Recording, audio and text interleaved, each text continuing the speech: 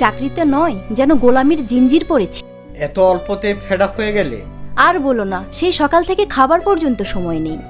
এনজিওর চাকরি বুঝো তো, একটার পর একটা ঝামেলা লেগেই থাকে। আর আমার বাইং হাউজে বসলে একদম পাগল হয়ে যেতে। বিদেশি বায়া, শিপমেন্ট সব মিলিয়ে চোখে ছানা পড়া। চাকরি মানেই পরাধীন, স্বাধীনতার বালাই নেই। তবু তো ভালো আছি, চাটা ডাল ভাত খেয়ে তো বেঁচে আছি। এত ব্যস্ততার মাঝে একটু সময় হবে? কেন না, তোমার জন্য আমি অথই সাগর পাড়ি দিতে পারি। এই রিক্সা রাখো।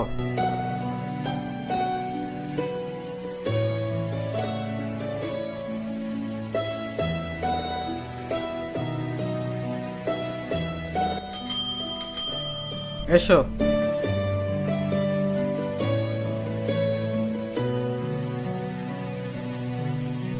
চলো ওইখানটায় বসি।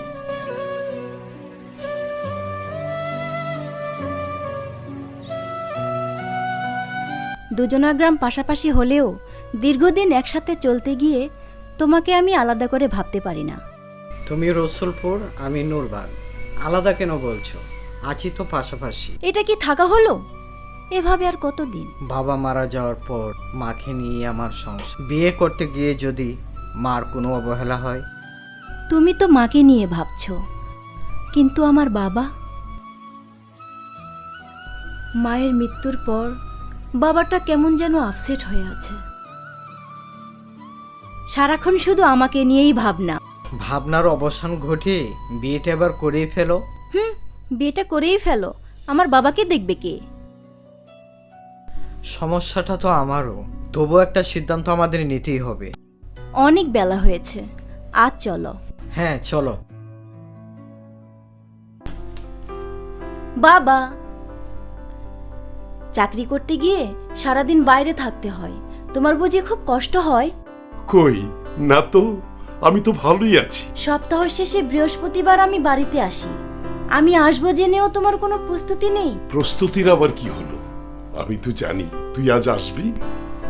সত্যি করে বলো তো, তুমি ভাত খেয়েছো? আমার জন্য ভাবিসনি, অল্প ভাত আছে, তুই খেয়ে নিস। কেন, তুমি খাবে না? না, আমি মুড়ি খেয়েছি, ওতেই আমার চলবে। মাসে মাসে মাইনে দিয়ে লাভ কি? কাজের বুয়া জান্নাতের মা কোথায়? তাকে আমি তাড়িয়ে দিয়েছি। তাড়িয়ে দিয়েছো কেন? কাজের বুয়ার ভাবসাব তুই বুঝবি না। কাজ রেখে সারাক্ষণ শুধু টিকটক দেখে। আমি এক গ্লাস পানি চাইতে গেলেই আমার সাথে খিস্তি করে। ধমক দিতে পারো না? মাইনে নেয় না? উরি বাপ্পা, আমি দিব ধমক?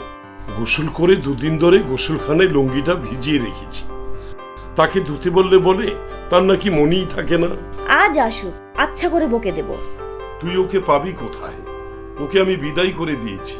তোমার অসুবিধা হবে না বাবা? সুবিধাই বা পেলাম কোথায়? তেল চুরি, লবণ চিনির সাথে নাকি তরকারিও চুরি করে নিয়ে যায়। এত অধঃপতন তার? শুধু কি তাই, গত পরশু খুব শখ করে ফতুল্লা বাজার থেকে একটা ইলিশ মাছ এনেছিলাম। রান্না করার পর দেখি মাথা আছে, লেজ আছে, মাঝের টুকরা নেই। Oh shit!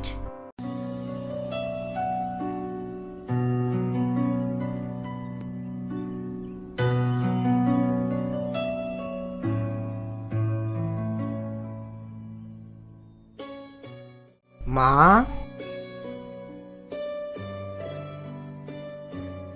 বাহার, তুই এসেছিস বাবা?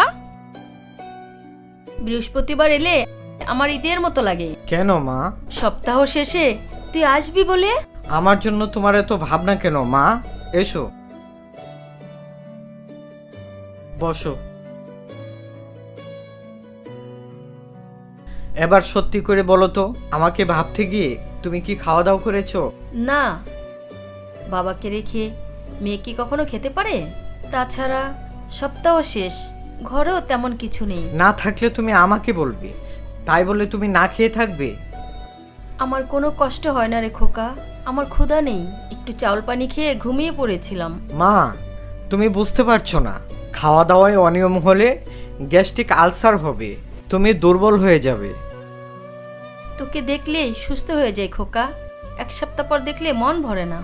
সারাক্ষণ শুধু তোকে নিয়ে ভাবনা। আমি তো দিব্যি আছি মা, তুমি আমার জান্নাত। তোমার একটা কিছু হয়ে গেলে? মায়ের জন্য যখন এতই দরদ, তাহলে একটা বৌমা এনে দে না। সারাক্ষণ তোমার শুধু একটাই চিন্তা, আর একটা আপদ এনে বাড়িতে ঝামেলা বাড়াতে চাই না। বয়স হয়েছে তাই বলে তোকে বিয়ে করতে হবে না?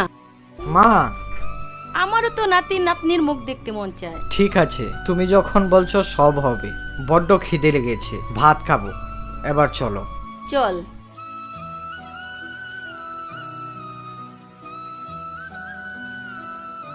খাওয়ার উপর বাবার একদম অনীহা। চাকর বাকর উপর রাগ করে রাতে বাবা মুড়ি খেয়ে ঘুমান। তবুও তো খান। আর আমার মা একদম খেতে চান না। নিঃসঙ্গ জীবনে তারা দুজনেই অসহায়, নইলে অকালে মা মারা যাবেন কেন? বাবা বেঁচে থাকলে মায়ের হয়তো এত কষ্ট হতো না। আচ্ছা তুমিই বলো, সবসময় মাকে আগলে রাখা সম্ভব? সবই নিয়তির পরিহাস। আমারও মা নেই, তোমারও বাবা নেই। দুজনের কথা চিন্তা করতে গিয়ে আমাদের বিয়ের কথা ভাবতেই পারছি না। একদম না, আর ভাবাভাবির দরকার নেই। বিয়েটা এবার সেরেই ফেলবো। তুমি কি পাগল হয়ে গেছো? হঠাৎ বিয়ের কথা বলছো?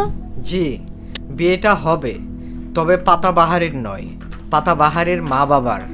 আমি ভেবেছিলাম তোমার মাথার স্ক্রু ঢিলা হয়ে গেছে, এখন দেখছি সবগুলো পড়ে গেছে। আমাকে পাগল মনে হচ্ছে না? নয়তো কি, নিজেদের বিয়ের কথা ভাবতে গিয়ে এখন কিনা মা বাবাকে বিয়ে দেবে? আর তাছাড়া তারা বিয়ে করলে তো। কেন করবে না? পাত্রপাত্রীও তো ঠিক। তুমি কার কথা বলছো? তোমারও মা নেই, আমারও বাবা নেই। তাতে হয়েছে কি? আমার মা তোমার মা, তোমার বাবা আমার বাবা, দুজনের হাত এক করে দিলেই তো হয়। গুড আইডিয়া, কিন্তু তারা রাজি হবেন তো? আমরা বোঝালেই হলো। বুড়ো ছেলে মেয়েদের বিয়ে দিয়ে তারপর আমাদের পালা। মা, আমার ভবিষ্যতের কথা চিন্তা করে তুমি আমাকে বিয়ে করতে বলছো। যদি বউটা দরজাল হয়, তোমাকে অবহেলা করে? কেন রে, পাতার মতো একটা লক্ষ্মী মেয়ে আনবি? আমার পুত্রবধূ হবে লক্ষ্মী সোনা। তোমাকে বাড়িতে রেখে কি করে ভাবলি এ বাড়িতে একটা বউ আনবো? খোকা, এমন কথা তুই বলতে পারলি? কেন পারবো না? পরের মেয়ে কি নিজের হয়? তোমাকে যদি সাহায্য না করে? তোর মতলবটা তো বেশি ভালো নয়। তবে কি তুই আমাকে বৃদ্ধাশ্রমে পাঠাবি? মা, এ তুমি কি বলছো? তোমার পায়ের নিচে আমার বেহেশত, তুমি আমার জান্নাত। লক্ষ্মী মামনিকে পাঠাবো আমি স্বামীর ঘরে। এ তুই কি বলছিস? হ্যাঁ মা, ওই যে পাতা, আমার মতো সেও তার বাবাকে নিয়ে বড় হতাশায় আছে। পাতাকে বুঝি খুব কষ্ট দেয়? না মা, তার মতো সোনার মানুষই হয় না। আমাকে সে সন্তানের মতো ভালোবাসে। এখন তুই কি বলতে চাস? বেচারা অকালে স্ত্রীকে হারিয়ে যেমন একা, তুমিও বাবাকে হারিয়ে নিঃসঙ্গ। পাতা আর আমি সিদ্ধান্ত নিয়েছি, তার সাথে তোমাকে বিয়ে দেব।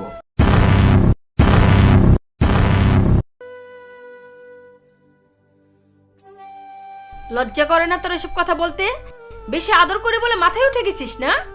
লাজ লজ্জার মাথা খেয়ে সাহস করে তোমাকে বললাম, তুমি না করো না মা। জানি না, তোর যা ইচ্ছা তাই কর। মা, অত বুঝে লাভ নেই। বাবা, বাহার আমাকে কথা দিয়েছে, আমার কথা তোমাকে রাখতেই হবে। নিঃসঙ্গ জীবনের ঘানি টেনে শেষ বয়সে আমি পরকালের কথা চিন্তা করছি, আর তুই কি না এ বয়সে? হ্যাঁ বাবা, বাহারের মা আমাকে সন্তানের মতো ভালোবাসে। তার মতো সোনার মানুষ যদি আমার মা হয়। তোর পাগলামি আর ছেলে মানুষের কাছে আমি পরাজিত। কিন্তু বাহারের মা রাজি হবেন তো? সেই চিন্তা বাহার আর আমি দুজনে পরামর্শ করেই সিদ্ধান্ত নিয়েছি। তুই যা ভালো মনে করিস তাই কর, এতে আমার কোনো আপত্তি নেই। ও মাই সুইট বাবা, আমার লক্ষ্মী ছেলেকে এবার বর্ষা দিয়ে বাহারের মাকে নিয়ে আসবো।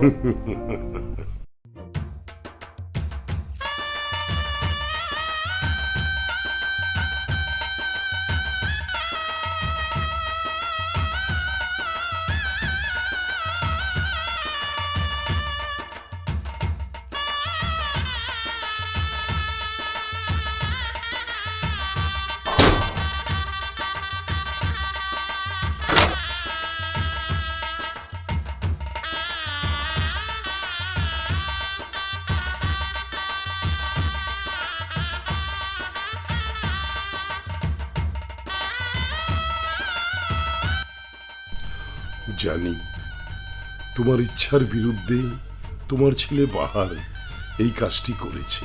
কি করে বুঝলেন? এই অসময়ে নিশ্চয়ই ছেলের বিয়ে রেখে নিজে বিয়ের পিড়িতে বসতে না। আপনি যখন এতই বুঝেন তাহলে পাতার কথা রাজি হলেন কেন? তুমি বিশ্বাস করো, এই শেষ বয়সে এসে এই কাজটি আমি করতে চাইনি। আমার মেয়ের ইচ্ছের কাছে আমাকে হার মানতে হয়েছে। আল্লাহ যখন আমাদের কবুল করেছে তাহলে দুশ্চিন্তা করে লাভ কি? মারিয়া, চিন্তা আমার একটাই, তোমাকে বধূ এসে দেখে বারবার আমার নাজমার কথা মনে পড়ছে। আমিও কি রুস্তমের কথা ভুলতে পেরেছি? বাহারের বাপ রুস্তম নেশায় আসক্ত হয়ে অসময় না ফেরার দেশে চলে গেল। আর নাজমা একদিনের ব্রেন স্ট্রোকে মাথায় রক্তক্ষরণে না ফেরার দেশে চলে গেছে। মনের দিক থেকে বাহারের বাবা খুব ভালো মানুষ ছিলেন। পাতার মায়ের মতো এই পৃথিবীতে আর কটা নারী আছে আমার ঠিক জানা নেই। ভাগ্য যখন আমাদের সাথে প্রতারণা করলো, আল্লাহকে দোষ দিয়ে লাভ নেই। পাতাবাহারের ইচ্ছায় আমাদের ভাগ্যে যা আছে তাই হবে। কাল সকালে কবরস্থান যাব বাহারের বাবার জন্য দোয়া করতে। আমিও যাব পাতার মার আত্মার শান্তির জন্য সেখানে। তাদের ভালোবাসা বুকে ধারণ করে আমাদের সংসার করতে হবে। তোমার মাঝে আমি পাতার মাকে খুঁজে পেতে চাই। আল্লাহ যেন আমাদের সহায় হন।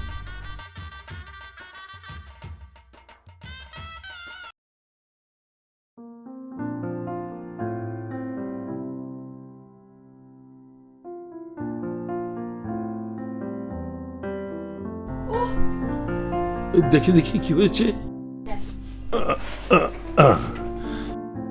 এসো।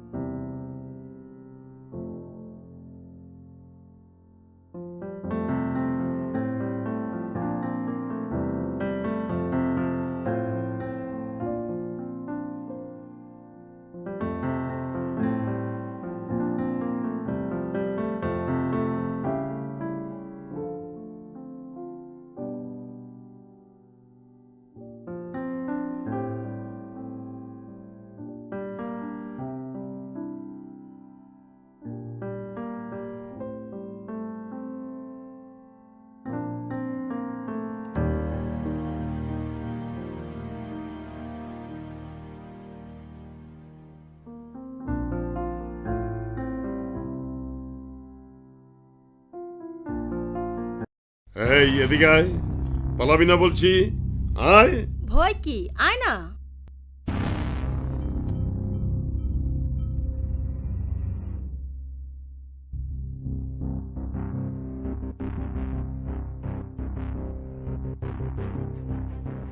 আমি আগেই টের পেয়েছিলাম তোমার ছেলে এই কাজটি করেছে আমার মেয়েকে ফুসলিয়ে পাওয়ার জন্য। হতেই পারে না, আমার ছেলের মতো সহজ সরল ছেলে এই গ্রামে আর একটাও পাবে না। তাহলে কি তুমি বলতে চাও তোমার ছেলে আমার মেয়েকে ভালোবাসে না? তোমার মেয়ে আমার ছেলেকে ভালোবাসে।